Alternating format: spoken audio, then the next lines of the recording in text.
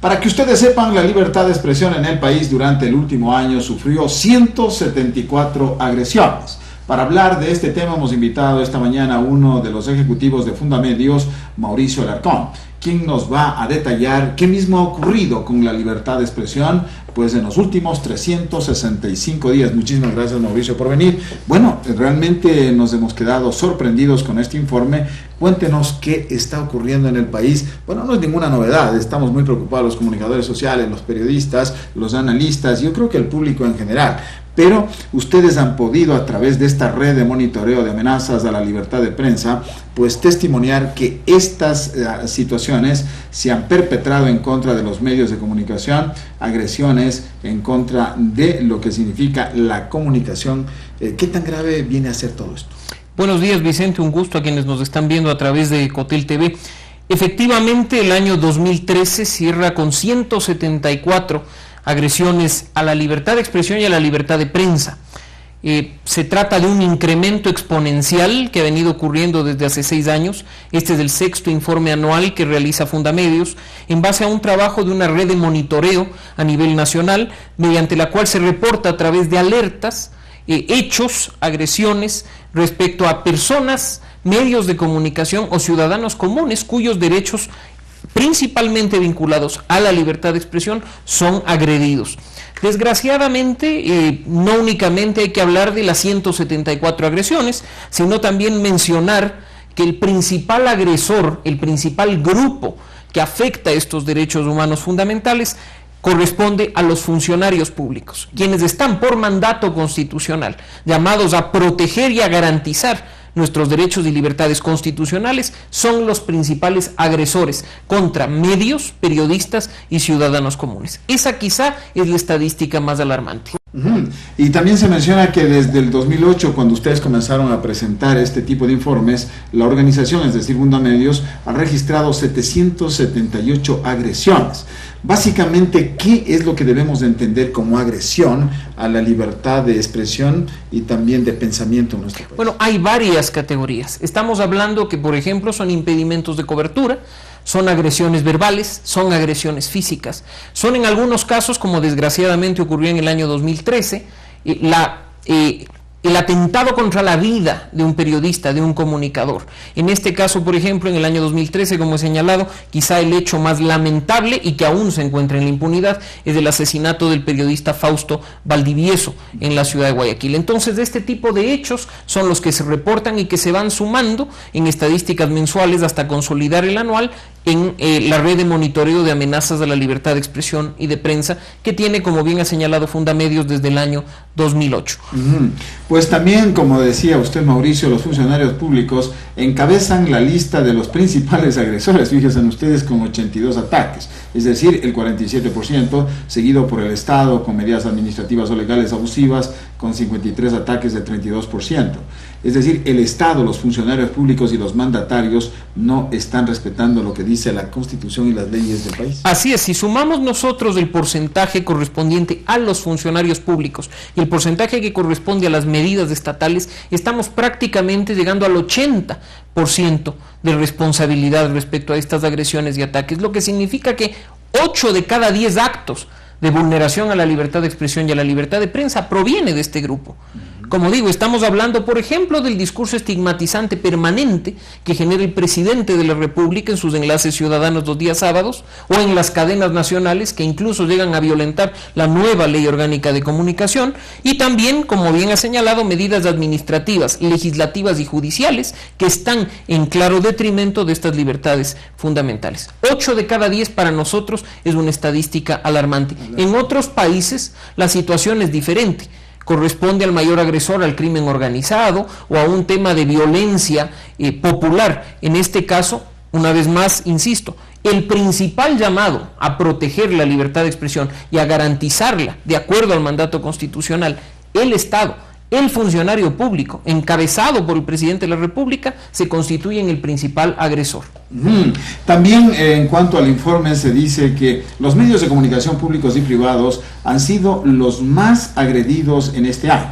en 64 ocasiones, lo que representa el 37% del total de los ataques. Sin embargo, de estas agresiones, dice Fundamedios en su informe, 63 corresponden a medios privados y una a un medio del Estado. Este caso también interesante, ¿no? El medio del Estado fue agredido. Sin duda, porque si uno revisa las agresiones, los ataques, como digo, que principalmente provienen de funcionarios públicos, se direccionan hacia los medios privados de comunicación. La mayoría. Ahora, en el informe también de ustedes se muestra el incremento en casi un 50% de los casos de censura. Esto es lo que tiene que saber el país. De 7 casos de censura previa en el 2012, pasó a 3 episodios en el último año. Esto a propósito de la puesta en vigencia del Código de la Democracia.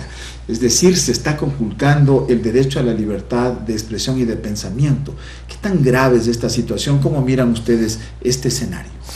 Bastante lamentable que en el país los medios de comunicación y los periodistas se hayan visto en la obligación de modificar su práctica profesional, de incluso llegar a cambiar los formatos de funcionamiento de los medios de comunicación para evitar sanciones normativas. Durante el último trimestre del año 2013, nosotros llevamos adelante algunas mesas de diálogo vinculadas a la aplicación y efectos de la Ley de Comunicación en el ejercicio periodístico, y se ha logrado recabar algunas estadísticas alarmantes, pero la principal está vinculada precisamente a los temas de censura y autocensura, que en buena medida también, es cierto, dependen del desconocimiento del periodista respecto a las normas, respecto a la propia Ley Orgánica de Comunicación y sus sanciones, pero también aquellos que sí las conocen prefieren evitar cierta temática que consideran sensible para no ser objeto de sanciones. Ahora estamos viendo que la Superintendencia de Comunicación actúa ya contra ciertos medios, ordenando rectificaciones, ordenando subjetivamente el cambio de titulares, y eso es precisamente lo que quieren evitar los medios. Estas amonestaciones verbales, estas amonestaciones escritas, que también incluso, de acuerdo a la ley, pueden derivar en sanciones civiles y penales. Prefieren no tratar los temas e incurren obviamente en un tema de autocensura. Se podría decir que existe una presión por parte del Estado para con los medios de comunicación, lo cual hace que haya censura, ¿no? De una manera encubierta. Sin duda, el momento en que se reúne un grupo de periodistas y su editor les dice: no vamos a tratar determinada temática que ustedes están informando a la ciudadanía para evitar sanciones, o el momento en que un medio toma la decisión de cerrar su unidad de investigación para no tratar temas de corrupción, estamos incurriendo en actos de censura. Pero lo más lamentable es que el gran perdedor es el ciudadano común, claro, aquel que no puede informarse a través de los medios de comunicación. De manera objetiva e imparcial, ¿no? Bueno, y de manera, obviamente, el obtener esta información es la que le permite al ciudadano opinar, criticar y adoptar posturas sobre determinados temas. El momento que no está recibiendo esta información, pues nosotros estamos cayendo en un problema ya ciudadano, en un problema social, no únicamente en un problema de medios de comunicación y periodistas. ¿Y qué está pasando con el tema de la reversión de frecuencias? Bueno, pues estamos a la espera de que el reglamento, que es otro incumplimiento del famoso Consejo de Comunicación, entre en vigencia para saber cuál va a ser la disposición final. Si bien la norma señala un 33, 33, 34 en cuanto a la división de frecuencias, sabemos que hay algunos medios de comunicación que unilateralmente han decidido devolver las concesiones, devolver la frecuencia al Estado, y otros pues que por medidas administrativas tomadas a partir de la autoridad pues se han quedado sin frecuencia en los últimos tiempos, que también está reportado en nuestro informe. Claro, por ejemplo, el caso de Ecotel Radio en Loja, ¿no? Que el Estado, sin motivo ni razón, sin ningún tipo de argumentación, le quitó la frecuencia a Ecotel Radio. Está dentro de los ataques a la libertad de expresión. Reportados durante el año 2013 y se encuentra en nuestro informe anual. En todo este mare magnum, en toda esta situación tan difícil que estamos viviendo, los comunicadores sociales, los periodistas, los medios, ¿cómo miran ustedes la presencia de esta nueva ley de comunicación y obviamente la superintendencia de información? Bueno, la figura del superintendente, la figura de la institución de la superintendencia, recordemos a la ciudadanía, fue introducida a última hora en la Ley Orgánica de Comunicación. No fue un tema ni siquiera debatido por los asambleístas en el seno de la Asamblea Nacional. Tomó por sorpresa a muchos, las atribuciones no están claramente definidas en la ley, y en este caso pues el desconocimiento y esta gran cantidad de subjetividades e incluso las violaciones constitucionales que están dentro de la ley de comunicación la convierten en una ley peligrosa para el ejercicio de un derecho humano fundamental.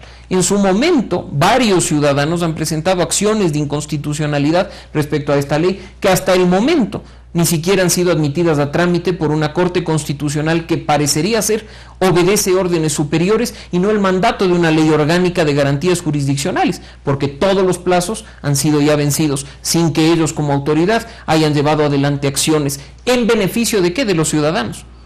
En suma, ¿cómo miran ustedes luego de los análisis, luego de los estudios, luego de las constataciones, luego de las denuncias que se ha vivido y obviamente que ya están al descubierto ante el país? Se habla de 174 agresiones en el 2013 y de 778 desde el 2008.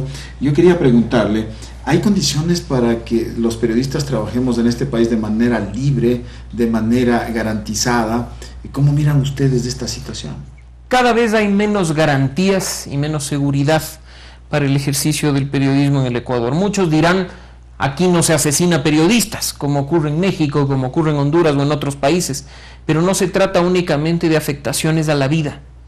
El momento en que un periodista no tiene garantías para investigar, porque el momento en que denuncia un acto de corrupción, él es el que va a la cárcel en lugar de que los corruptos sean los procesados, pues ahí estamos viendo que efectivamente no hay una garantía para el ejercicio periodístico. Cuando un medio de comunicación cambia su línea editorial para evitar sanciones que están contempladas en la Ley Orgánica de Comunicación, en el Código Civil o en el Código Penal, estamos viendo nosotros que no hay garantías reales para el ejercicio del periodismo, que como digo, el gran perdedor quizá no es el medio, quizá no es el periodista. El gran perdedor es el ciudadano que deja de recibir información importante para su proceso diario de toma de decisiones. Y en este contexto, ¿cómo miran ustedes el futuro de la comunicación, de los periodistas y los medios este año? Si nosotros tomamos en cuenta el incremento de las agresiones, nosotros esperamos que durante el año 2014 haya un mayor respeto a la libertad de expresión y a la libertad de prensa. Esa siempre es una aspiración institucional y de nosotros como ciudadanos. Sin embargo, haber pasado de 22 agresiones en el año 2008 a 174 en el año 2013, estamos hablando nosotros que es 8 veces más agresividad en apenas 6 años. Esperamos que el panorama no empeore. Esperamos que no haya más periodistas sancionados, esperamos que no haya más medios de comunicación cerrados o cuyas frecuencias sean retiradas ilegalmente. Todo parte por un respeto fundamental a las garantías que se encuentran en nuestra Constitución. Si los funcionarios públicos y el Estado, que son los principales llamados a garantizar lo que señala la Constitución, empiezan por cumplir ese mandato y por hacer realidad las disposiciones normativas que están en nuestro ordenamiento jurídico, sin duda alguna el panorama cambiaría. Por lo tanto, todo depende de la voluntad de las autoridades, de la voluntad del Estado para, en definitiva, garantizar el ejercicio periodístico y beneficiar a los ciudadanos en una verdadera comunicación libre, no una comunicación restringida, censurada y sancionada. Y en un ambiente que sea auténticamente democrático.